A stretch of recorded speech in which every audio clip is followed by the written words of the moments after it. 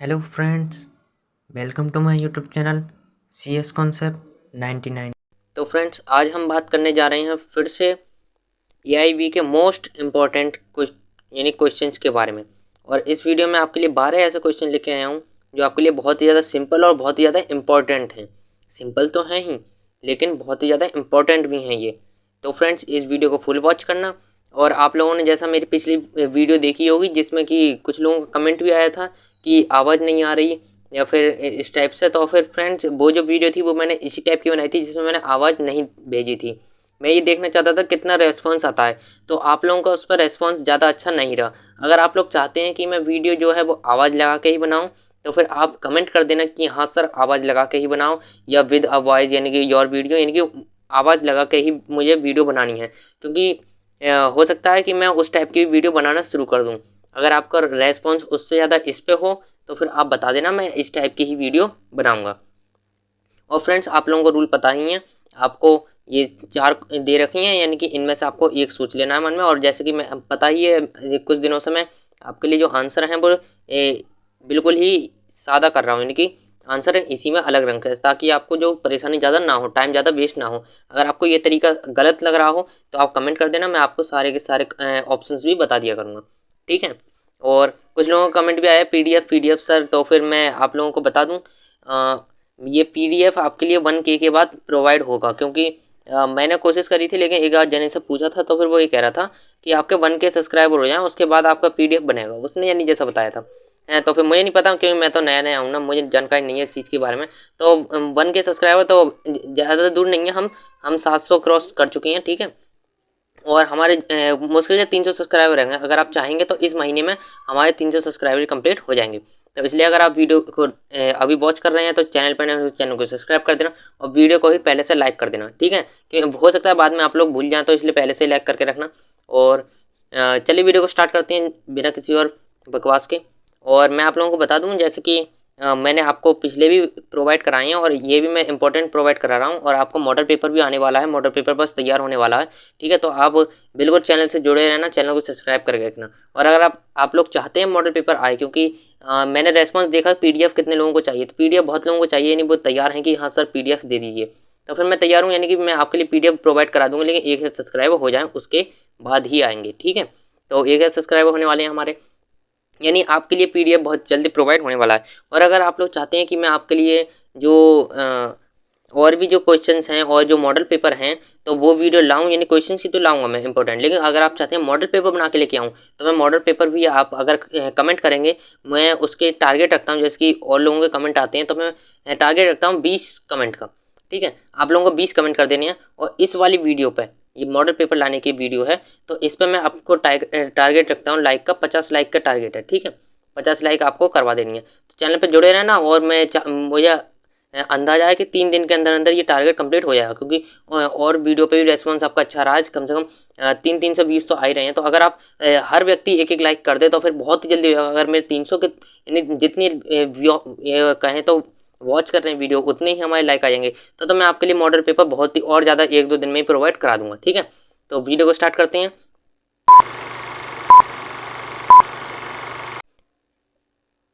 और यहाँ पे जो हमारा पहला क्वेश्चन ये कहता है, तो यहाँ पे कहता है निम्नलिखित में से कौन सी बाहरी सहायता नहीं है जिसका उपयोग कानून के एक टुकड़े के अर्थ में, यानी अर्थ के निर्माण में सहायता करने के लिए किया जाता है।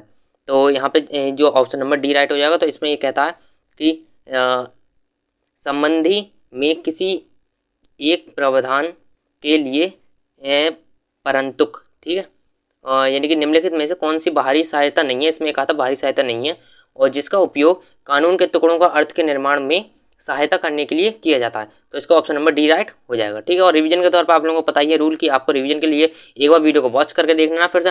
और जो कमेंट जिस हिसाब से आए तो मैंने देखा कि जहाँ तक 3-4 लोगों ने ही, केवल 3-4 लोगों ने, मानो तो 250, मैं औसत मानता हूँ, तो 250 व्यूज़ में से केवल 5 लोगों ने ही वीडियो को रिवीजन करके देखा है। और अगर आप उन 5 में से एक हैं तो आप बहुत यानी कि बहुत ही इंटेलिजेंट हैं, और आपको यानी कि पूरी अपनी कहें तो आप अपने चैनल के प्रति, ये चैनल कहें या आप अपने पेपर के प्रति बहुत ही ज़्यादा जागरूक हैं। तो अगर आप वीडियो को रिवीजन के तौर पे देखते हैं ना, तो आपके लिए और ज़्यादा इम्पोर्टेंट और ज़्यादा क्या कहते हैं, कहें तो याद होने की क्षमता भी बढ़ती है और कुछ ज़्यादा आपको एक ही बार में सारी चीज़ें याद हो जाती हैं, ठीक है ना। और जैसे कि आप लोगों को पता है कि एक आपने सुना होगा कि 100 तरीके की किताबें पढ़ने से अच्छा है एक ही किताब को 100 बार पढ़ो, तो आप हर बार कुछ नया पाओगे। उसी तरीके से 100 वीडियो देखने की बजाय आप एक ही वीडियो को 100 बार देखो, तो आप उसमें एकदम छा जाओगे उस चैनल पे। तो अगर आप इस चैनल पे जुड़े रहेंगे तो आपके लिए ऐसा ही होगा कि 100 तरीके की वीडियो देखने की बजाय आप एक ही चैनल की वीडियो देखो, तो आप उससे छा जाओगे, ठीक है। नेक्स्ट क्वेश्चन की ओर बढ़ते हैं। तो यहाँ पे कहता है, न्याय शास्त्र के निम्नलिखित स्कूलों में से कौन सा मानता है कि कानून और नैतिकता के बीच कोई आवश्यक संबंध नहीं है। यानी कानून और नैतिकता के बीच कोई भी आवश्यक संबंध नहीं है। और हाँ, कानून और नैतिकता के बीच कोई भी आवश्यक संबंध नहीं है, लेकिन उदाहरण हो सकता है जहाँ नैतिक विचार कानूनी वैधता में भूमिका निभा सकते हैं, ठीक है। तो यहाँ पे ABCD आप लोग पहले देख लेना कि ABCD आपको कौन सा लगता है। तो इसका जो राइट आंसर है वो है ऑप्शन नंबर बी। इसमें कहता है कि समावेशी कानूनी सकारात्मकता। तो इसमें कहता है कि न्याय शास्त्र के निम्नलिखित स्कूलों में से कौन सा मानता है। तो कौन मानता है इनमें से? समावेशी कानूनी सकारात्मकता, ठीक है। और कुछ लोगों का कमेंट आया कि सर थोड़ी हिंदी सही करो। हाँ यार, थोड़ा ये शब्द इतने कठिन आ जाते हैं कि मेरे थोड़े शब्द हेर फेर हो जाता है, ठीक है। तो आप लोग पढ़ लेना, क्योंकि ये स्क्रीन पे तो आपको दिख ही रहे होंगे, तो फिर आप इससे अगर आप पढ़ लेंगे तो आपको हिंदी भी आपकी पता चलेगा कि कितनी कठिन होती है। ये भी थोड़ी मुश्किल होती है। आप लोग देखते हैं तो अचानक से पढ़ के देखना। ये मैंने बनाते समय नहीं पढ़ता हूँ, ये बनाने के बाद ही पढ़ी है मैंने, मुझे खुद नहीं पता। यानी कि अब आप कहोगे कि बनाने के बाद कैसे पढ़े, यानी कि इम्पोर्टेंट नहीं। ये जो मॉडल, ये जो PDF का है, ये वाला जो PDF बनवाया है, ये मैंने नहीं बनाया, ये एक स्पेशलिस्ट ने बनाया है, ठीक है ना। ये स्पेशलिस्ट ने बनाया, मैं तो सिर्फ इसका कहें तो मार्गदर्शक करता हूँ, ठीक है ना। जो जो इसमें जितने भी क्वेश्चन है ये सिर्फ स्पेशलिस्ट हैं, और कहें तो अनुभवी टीचर ने ये मॉडल पेपर आपके, ये मॉडल पेपर का है, MCQ का है, या फिर कहें कुछ ज़्यादा ही इंपॉर्टेंट क्वेश्चन ये उन्हीं के द्वारा लिए गए हैं, ठीक है ना। क्योंकि उन्होंने एक्सपीरियंस है उन्हें अपने जीवन का, तो उस आधार पर ये क्वेश्चन रखे हैं। और अगर आप चाहते हैं मॉडल पेपर, तो वो मॉडल पेपर तैयार करने को भी तैयार ही हैं। अभी मैंने ही नहीं कहा है, क्योंकि अभी रेस्पॉन्स इतना अच्छा नहीं आया। मैंने आपको टारगेट बता दिया है, 50 लाइक कर देने हैं, और चैनल पर नए हो यानी कि हमारे 1 के सब्सक्राइबर कर देने हैं, तो आपको मॉडल पेपर बहुत ही जल्दी प्रोवाइड करा दिया जाएगा, ठीक है। तो नेक्स्ट क्वेश्चन में कहता है कि निम्नलिखित ये दार्शनिकों में से किसने सुझाव दिया कि समाज को न्याय पर ध्यान केंद्रित करने के बजाय सभी प्रकार के अन्याय को कम करने पर ध्यान देना चाहिए। जाहिर सी बात है यार, बिल्कुल सही बात है, ये बहुत ही ज़्यादा सटीक है कि समाज को इस चीज़ पर ध्यान नहीं देना चाहिए कि न्याय कैसा हुआ, न्याय होगा या नहीं होगा, इस चीज़ पर ध्यान मत दो। समाज को अन्याय नहीं हो इस चीज़ का ध्यान देना चाहिए, तो फिर न्याय करने की आवश्यकता ही नहीं पड़ेगी। जब अन्याय नहीं होगा तो न्याय करने की आवश्यकता नहीं पड़ेगी, ठीक है ना। तो ये बहुत ही सही बात है। तो इसमें कहा निम्नलिखित में से किसने कहा है, किसने सुझाव दिया, तो ये ऑप्शन नंबर 20 का राइट हो जाएगा। तो ये है अमर्त्य, यानी अमर्त्य सेन। आप भी नाम पढ़ेंगे तो आप भी एकदम चौंक जाएंगे, क्या मतलब नाम थोड़ा उस तरीके से। देखो ये रास्को पाउंड है और रोनाल्ड ये डिकर्स हैं, और तो यहाँ पे कहते हैं अमर्त्य सेन, ठीक है। तो ये सुझाव जो है ये बिल्कुल सही बात है, मुझे भी बहुत ही अच्छा सुझाव लगा, क्योंकि समाज को न्याय पे ध्यान नहीं देना चाहिए कि न्याय हुआ नहीं हुआ, होगा या नहीं हो, इस चीज़ से दूर रहो। आप अन्याय नहीं हो इस चीज़ का ध्यान रखो, न्याय अपने आप न्यायालय कर देगा, ठीक है। नेक्स्ट क्वेश्चन की ओर बढ़ते हैं। तो यहाँ पे कहता है निम्नलिखित में से कौन सा संवादिक व्याख्या का नियम नहीं है। तो वास्तविक नियम नहीं है इनमें से, यानी कौन सा संवादिक व्याख्या का नियम नहीं है, तो ऑप्शन नंबर डी का राइट हो जाएगा, ठीक है। तो नेक्स्ट क्वेश्चन की ओर बढ़ते हैं। तो यहाँ पे कहता है कि अधिवक्ता अधिनियम 1961 के अनुसार जो निम्नलिखित में से कम अधिवक्ताओं के रूप में भर्ती होने की संभावना है। तो इसका यानी कि अधिवक्ता अधिनियम 1961 आपको सन याद रखनी है के अनुसार, यानी अधिवक्ता अधिनियम जो निम्नलिखित में से अधिवक्ताओं के रूप में भर्ती होने की संभावना है। तो इसका जो राइट आंसर हो जाएगा वो हो जाएगा ऑप्शन नंबर सी। तो इसमें कहता है ऐसे व्यक्ति जिन्हें छुआछूत यानी कि अपराध अधिनियम 1995 के तहत किसी अपराध का दोषी ठहराया जाता है तो उन्हें भर्ती होने की संभावना नहीं है। ठीक है, तो नेक्स्ट क्वेश्चन की ओर बढ़ते हैं। तो यहाँ पे कहता है कि निम्नलिखित में से कौन सा बयान अधिवक्ताओं के रोजगार पर प्रतिबंधों के बारे में कम से कम सटीक है। इनमें कम से कम सटीक बताना है हमें। तो यहाँ पे ऑप्शन नंबर बी जो है वो राइट हो जाएगा। ठीक है, तो यहाँ पे ये कहता है कि एक अभ्यास अधिवक्ता किसी कंपनी के निदेश मंडल का अध्यक्ष नहीं हो सकता। एक अभ्यास अधिवक्ता किसी भी कंपनी के निदेश मंडल का अध्यक्ष नहीं हो सकता। ठीक है, नेक्स्ट क्वेश्चन की ओर बढ़ते हैं। तो यहाँ पे कहता है निम्नलिखित कथनों में से कौन सा एक वकील के कर्तव्य का वर्णन नहीं करता है।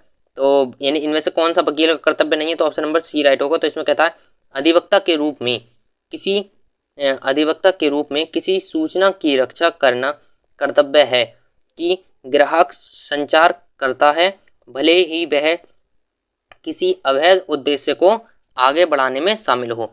यानी अधिवक्ता के रूप में किसी भी सूचना का रक्षा करने का कर्तव्य है कि ग्राहक संचार करता है भले ही वह अवैध उद्देश्य को आगे बढ़ाने में हो। तो ऐसा नहीं, यानी कि इसका जो है वकील के कर्तव्य का वर्णन नहीं करता है। तो इसमें से जो वर्णन नहीं करता है वो ऑप्शन नंबर सी हो जाएगा। ठीक है, तो हम नेक्स्ट क्वेश्चन पे बढ़ते हैं। तो फ्रेंड्स, अगर आप वीडियो को यहाँ तक वॉच कर रहे हैं तो एक लाइक तो जरूर कर देना। और आप लोगों को पता ही है, अगर लाइक का टारगेट है इस बार 50 का। ठीक है, 50 का ओनली 50। ठीक है, तो आपको ये टारगेट जरूर कंप्लीट कर देना है। और मुझे विश्वास है कि आप लोगों टारगेट कंप्लीट कर दो, क्योंकि ना तो इसमें आपका नेट जाता है, केवल 1 सेकंड जाता है। आपको ऐसे क्लिक कर देना बस, जाहिर सी बात है। और ऑटोमेटिक ही जैसे कि यह है, आपको ऐसे क्लिक कर देना बस, ऑटोमेटिक लाइक भी हो जाता है। और अगर आप सब्सक्राइब करना चाहें तो ऐसे क्लिक कर देना, सब्सक्राइब भी हो जाएगा। ठीक है, तो नेक्स्ट क्वेश्चन में बढ़ते हैं। तो निम्नलिखित में से कौन सा बयान अधिवक्ता न वर्ड के बारे में विशिष्टियों के साइन बारे में कम से कम सटीक है। तो ऑप्शन नंबर इसका बी राइट हो जाएगा। यह है अधिवक्ता की विशेषज्ञ व्यवहार के क्षेत्र को राज्य कर सकता है। ठीक है, नेक्स्ट क्वेश्चन में बढ़ते हैं। तो नेक्स्ट क्वेश्चन में ये कहता है कि निम्नलिखित में से कौन सा बयान भारत की संपत्ति के हस्तांतरण को नियंत्रित करने का कानून के संबंध में निहित स्वार्थ और आकस्मिक हितों के बीच संबंधों का सबसे सटीक वर्णन करता है। तो इसका जो ऑप्शन नंबर डी है वो राइट हो जाएगा। तो इसमें कहता है कुछ आकस्मिक घटना पर आकस्मिक हित निहित स्वार्थ बन जाता है। ठीक है, यानी आकस्मिक घटनाएं हैं सबसे, इसमें कहा है सबसे सटीक वर्णन करता है। तो इसमें ऑप्शन नंबर डी आपका राइट हो जाएगा। तो हम चलते हैं अपने 10वें क्वेश्चन की ओर। तो यहाँ पे कहता है कि भारत में संपत्ति के हस्तांतरण को नियंत्रित करने वाले कानूनों द्वारा मान्यता प्राप्त बंधक का एक रूप कौन सा है। तो इसका ऑप्शन नंबर जो बी है वो राइट हो जाएगा, यानी ख। इसमें कहता है वस्तुओं को सशस्त्र बिक्री से बंधक। ठीक है, भारत में संपत्ति के हस्तांतरण को नियंत्रित करने का कानून द्वारा मान्यता प्राप्त बंधक कौन सा है, यानी का एक रूप कौन सा है। तो इसका ऑप्शन नंबर ख राइट हो जाएगा। तो नेक्स्ट क्वेश्चन के बढ़ते हैं। तो हमने ये 10वां क्वेश्चन हमने कर लिया है। तो हम चलते हैं 11 क्वेश्चन के। तो यहाँ पे कहता है निम्नलिखित में से कौन सा संपत्ति का अनुमत हस्तांतरण है। निम्नलिखित में से कौन सा संपत्ति का अनुमत हस्तांतरण है। तो यहाँ पे ऑप्शन नंबर आपका डी राइट हो जाएगा, हस्तांतरणकर्ता को बकाया ऋण का अंतरण। ठीक है, और हम चलते हैं अपने लास्ट क्वेश्चन की ओर। अगर आप वीडियो को यहाँ तक वॉच कर रहे हैं तो लाइक तो कर ही देना, 50 का लाइक है यानी टारगेट है। और 1 के सब्सक्राइबर होने पे आपको पीडीएफ भी प्रोवाइड कराया जाएगा। और आप लोग अगर कमेंट करते हैं तो मैं आपके लिए मॉडल पेपर भी ले आऊँगा एक। ठीक है, और स्पेशलिस्ट का मॉडल पेपर होगा, ऐसे ही नहीं होगा। और उसके मैं आपके लिए कितने क्वेश्चन बताऊँ मुझे खुद ही नहीं पता, वो कितने क्वेश्चन रखे जाएंगे उसमें, यानी होगा पूरा वो मॉडल पेपर। और आपका अगर वो मैं 3 पेपर लाने की सोच रहा हूँ, अगर आप लोग चाहेंगे तो ही लेके आऊँगा मैं, वरना फिर ये इंपॉर्टेंट क्वेश्चन ही मैं आपको बता दूंगा। ठीक है, तो इसमें कहता है कि निम्नलिखित प्रकार के बंधक में से निम्नलिखित प्रकार के बंधक में से एक निर्धारित समय के भीतर बंधक धन का भुगतान न करने के लिए एक स्वीकार उपाय फौजीदारी है। तो इसमें से ऑप्शन नंबर जो आपका डी है वो राइट हो जाएगा, सशस्त्र बिक्री से बंधक। ठीक है, फौजीदारी क्या है? सशस्त्र बिक्री से बंधक। और फ्रेंड्स, अगर आप वीडियो को यहाँ तक वॉच कर रहे हैं तो वीडियो को एक छोटा सा लाइक जरूर कर देना, 50 का लाइक का टारगेट है। और 1 के सब्सक्राइबर के हम बहुत ही नज़दीक हैं, तो 1 के सब्सक्राइब जल्द से कंप्लीट करा देना। और अगर आप लोग PDF चाहते हैं तो बता दीजिए, मैंने 1 के सब्सक्राइब पर आपको PDF प्रोवाइड करा दिए जाएंगे। और अगर आप मॉडल पेपर चाहते हैं तो मॉडल पेपर मैं आपके लिए प्रोवाइड करा दूंगा। अगर आप लोगों ने कमेंट किया तो मैं आपके लिए मॉडल पेपर भी ले आऊँगा। ठीक है, तो मिलते हैं नेक्स्ट वीडियो में। जय हिंद, जय भारत।